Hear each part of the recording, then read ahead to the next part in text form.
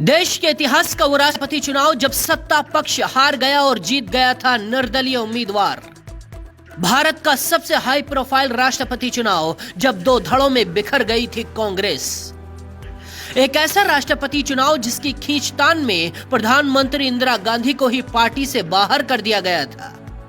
एक ऐसा राष्ट्रपति चुनाव जिसमें खुद राष्ट्रपति को कोर्ट में पेश होना पड़ा था। साल था 1969। देश के तत्कालीन राष्ट्रपति जाकिर हुसैन का निधन हो गया। इसके बाद उपराष्ट्रपति वीवी गिरी को कार्यवाहक राष्ट्रपति बनाया गया था। उस वक्त तक उपराष्ट्रपति को ही राष्ट्रपति बनाने का नियम था। ये वो वक्त था जब देश में कांग्रेस की सरकार थी और देश की प्रधानमंत्री इंदिरा गांधी थी।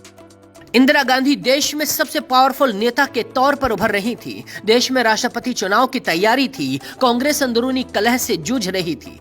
कांग्रेस के एक धड़े ने राष्ट्रपति चुनाव के लिए नीलम संजीव रेड्डी को उम्मीदवार बनाने का प्रस्ताव दिया, लेकिन इंदिरा इसके विपरीत थी। उन्होंने बाबू जगजीवन राम का नाम आगे किया, लेकिन कांग्रेस संसदीय बोर्ड में उनके जगजीवन राम के नाम पर सहमति नहीं बन पाई।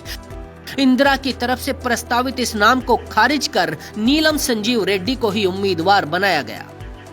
इंदिरा गांधी भांप गई कि कांग्रेस सिंडिकेट के नीलम संजीव रेड्डी को राष्ट्रपति पद का उम्मीदवार बनाने का कदम उन्हें साइडलाइन करने के लिए उठाया गया है, क्योंकि कांग्रेस के कई ताकतवर नेता इंदिरा सरकार पर कंट्रोल चाहते थे, जो इंदिरा गांधी को बिल्कुल बर्दाश्त नहीं था। इसीलिए राष्ट्रपति चुनाव में कांग्रेस दो खेमों में खड़ी हो गई थी। लेकिन इसी बीच एक ट्विस्ट और आया। वीवी गिरी ने कार्यवाहक राष्ट्रपति के पद से इस्तीफा देते हुए निर्दलीय प्रत्याशी के रूप में राष्ट्रपति चुनाव लड़ने का ऐलान कर दिया। इंदिरा गांधी और वीवी गिरी दोनों के बीच अच्छा तालमेल था। वीवी गिरी के रहते इंदिरा ने कई फैसले लिए थे जिनमें वीवी गिरी ने मदद की थी। वैसे तो राष्ट्रपति चुनाव में कुल 15 कैंडिडेट मैदान में उतरे थे, लेकिन 1969 के इस चुनाव में 3 प्रत्याशियों के बीच कड़ा मुकाबला होने वाला था। एक तरफ कांग्रेस उम्मीदवार नीलम संजीव रेड्डी थी, दूसरी तरफ निर्दलीय उम्मीदवार वीवी गिरी मैदान में थे और विपक्ष ने सीडी देशमुख को चुनाव में उतारा था। कांग्रेस के बड़े नेताओं ने नीलम संजीव रेड्डी को चुना था, लेकिन रेड्डी का इंदिरा ने खुलकर ना तो विरोध किया और ना ही उन्होंने खुलकर निर्दलीय उम्मीदवार वीवी गिरी का समर्थन किया था। लेकिन राजनीति के जानकार कहते हैं, पर्दे के पीछे से इंदिरा ने रेड्डी की हार और गिरी की जीत की पटकथा लिखने में अहम भूमिका निभाई थी। इंदिरा ने वोटिंग से पहले अपील की थी कि मतदान करने से पहले एक बार अपनी अंतरात्मा की आवाज जरूर सुन लेना। इन चुनावों में कुल 8,36,337 वोट पड़े थे। जीत के लिए 4,18,169 वोटों की जरूरत थी। इस चुनाव में 2 राउंड में गिनती हुई थी। आखिर में गिरी को 4,20,000 वोट मिले और रेड्डी को 4,05,427 वोट मिले थे। विपक्ष के उम्मीदवार सीडी देशमुख को 1,12,769 वोट मिले थे। 163 कांग्रेस सांसदों ने वीवी गिरी के पक्ष में वोट किया था।